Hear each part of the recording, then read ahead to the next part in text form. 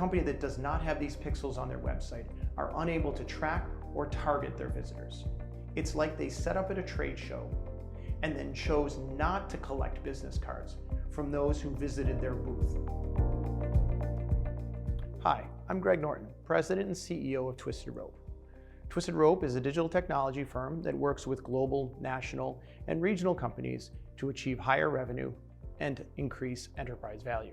Through our work with private equity firms and their portfolio companies, we've come to understand how, as an investor, owner, CEO, or company executive, much of your attention is on value.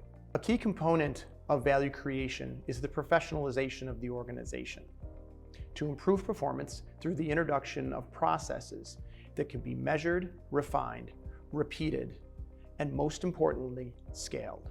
But there's a component to professionalization that we feel that middle market B2B companies, even those owned by private equity, are missing, and that's digital transformation.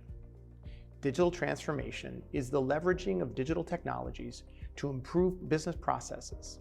In short, to move these processes from an analog, which is in our world, people, paper, direct communication between individuals, and moving them on to a single online user experience. Through digital transformation, a company can move its processes online, and in particular, if they build out the proper steps, they can take a prospect, move them to customer, and then develop them into a repeat customer, all through a digital interface. It's what consumer brands did to transform their business models and disrupt the brick and mortar retail world. We believe that digital transformation holds huge opportunities for the middle market B2B segment. To explain why, I need to give a little bit more background. And it starts with the pandemic. Yes, this begins with the pandemic. The pandemic lockdowns that forced a massive shift to remote work for almost the entire white-collar population has, in the post-pandemic period, put new pressure on businesses to digitize their processes and improve their online experiences for their customers and employees alike. The reason is that during the pandemic lockdowns, these formerly digital novices went from using the internet to play games and scroll social media to using it in all aspects of their personal, but more importantly, their professional lives.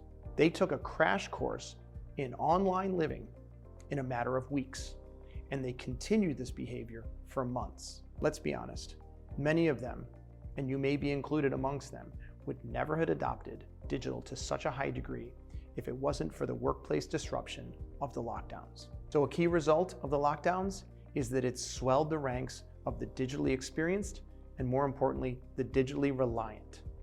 And they aren't going to move back to analog processes. They want the same ease and convenience in researching, comparing, and purchasing services and products in their B2B work lives as they experience when purchasing products from e-commerce sites such as Amazon. In a recent survey of 300 global B2B companies, 75% reported having a customer who had demanded to buy online. Amongst those respondents, 3/4 of them noted that it was the ease of online purchasing that was the main reason for them making that request. We aren't the only ones to notice. In 2021, Warren Buffett noted that digital transformation is now the reality for businesses. To postpone their digital transformation puts them at higher risk of obsolescence. In short, businesses need to engage with their customers where they are, and where they are is online. That online engagement is what we call the customer journey. And that journey begins with a prospect. We know what it's like to be a prospect because we experience it as consumers online nearly every day. We know that when we are online, marketers and advertisers will target us with content that will try to transfer us from being prospects into their customers. How do they do that? How are they able to target us with products and services that match our tastes, preferences, or provide a solution to a problem that we have? It's all in their ability to track us. And then to combine that with the data that is available on us through social media platforms and our search histories, that they are able to then present us with content that best suits our own personal taste and preferences. We've all experienced this. We search for a product online or visit a product website. And then when we're in another segment of the internet, reading an article, say on the Wall Street Journal, and then an ad pops up for that same product that we had just visited earlier. But this is no longer just a consumer experience.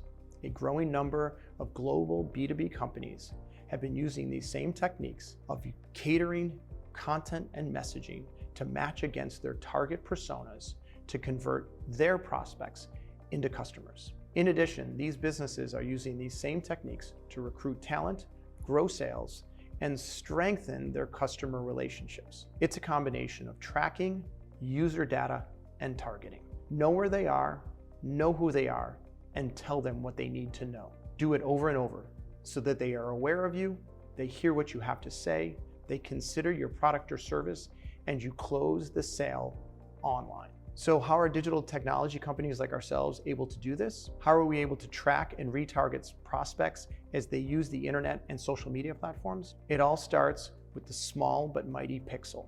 Yes, the pixel. It makes up the screen that you're looking at me on right now. Millions of them if you're looking at me on a monitor, and hundreds of thousands if you're looking at me on a smartphone.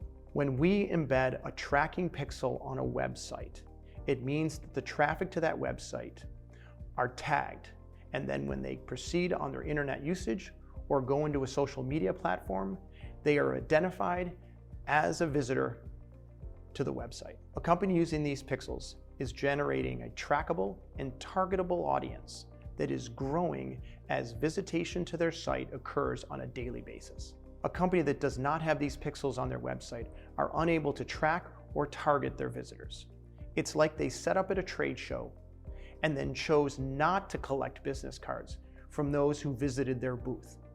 It would be a waste of time and money, yet that's happening when companies are not using this technology. 65% of middle market B2B companies are not using any of these pixels. 65%. Traffic to your website is a qualified prospect. They took the time to come to your site and read about your products or services. And by tagging them with these pixels, you're able to follow up. The follow-up is where the digital funnel starts, and the funnel is based upon data. Data that has been accumulated through social media that we can leverage through the pixel to present messaging that has been personalized to a targeted prospect. Think of the depth of personal information that you've provided a platform like LinkedIn just through your personal profile. Educational background, year of graduation, employment history, your current title, company name, posts that you have made, posts that you have liked, posts that you have reposted to others, articles that you've written. It goes on and on and on. And all that time, LinkedIn is collecting all of that data. When we cross-reference that demographic information against usage data, a persona can be created that can be targeted with personalized content.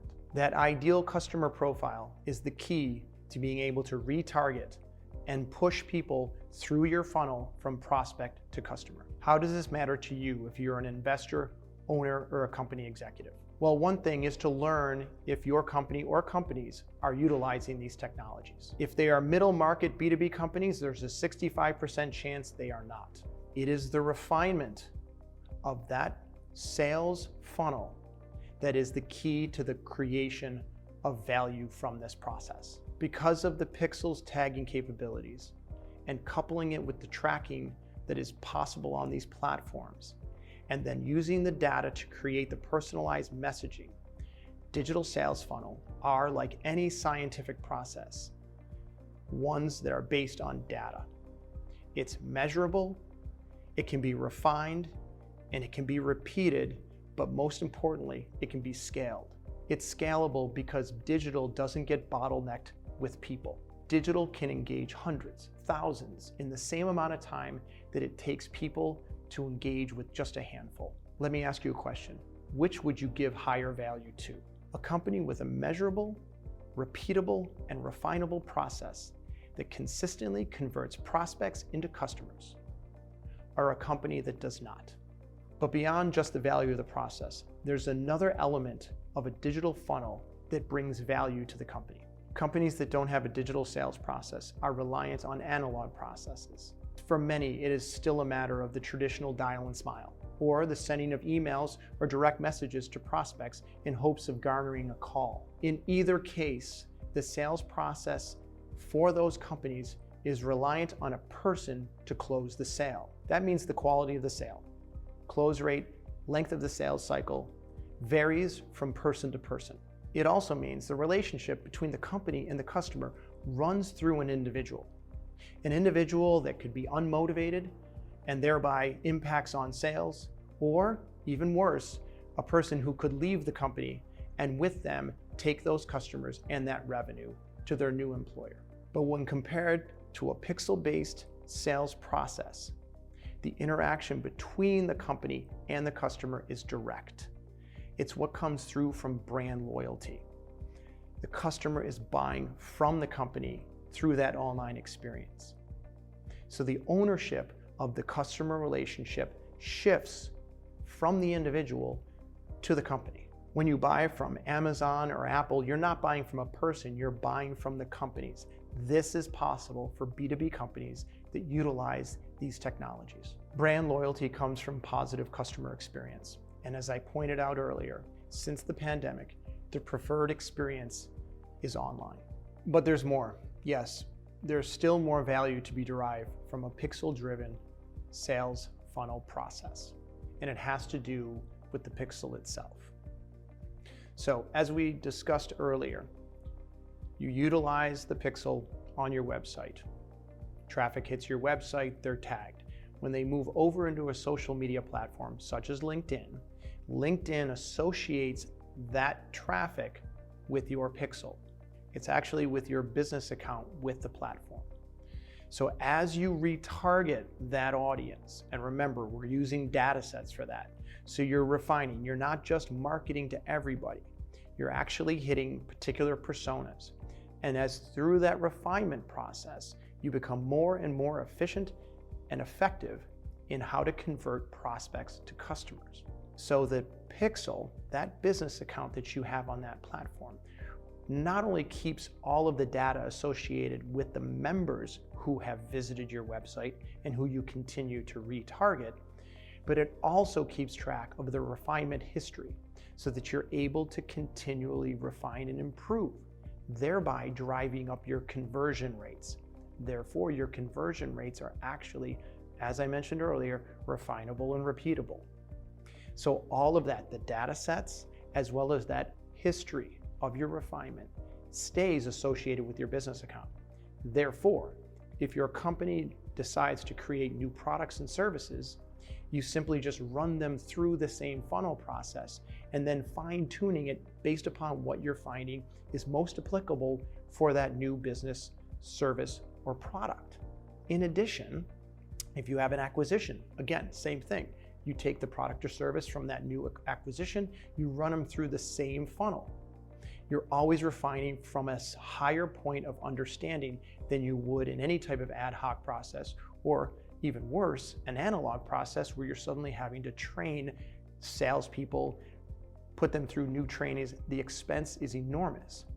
So the pixel itself, with all that associated data and all that refinement of process, grows in value as you are doing all of these marketing and sales activities. If you're looking at an exit, the pixel and the associated refined conversion process need to be put on the table as additional assets for inclusion in the value calculation. On the other hand, if you're looking at an acquisition, the absence of these pixels and the absence of this digital sales process should be noted as weaknesses that have to be addressed through additional investment after acquisition. This should be leveraged to drive down the value calculation for that company. To summarize, the digital process that the pixels enable shifts the sales process at a company from an analog, ad hoc, people-dependent process to one that is measurable and predictable. In addition, it shifts the ownership of the customer relationship away from company employees and moves it to one that is directly connected between the company and the customer. Finally, the pixel and the process have a value in and of themselves. Everything that I've spoken about falls under the category of digital transformation. Digitalization grows value through improved processes and the creation of new value categories for the company. Hopefully, knowing this now helps you to assess companies through a digital lens, whether it's for a potential acquisition or if you're in value creation stage with a company and prepping for exit.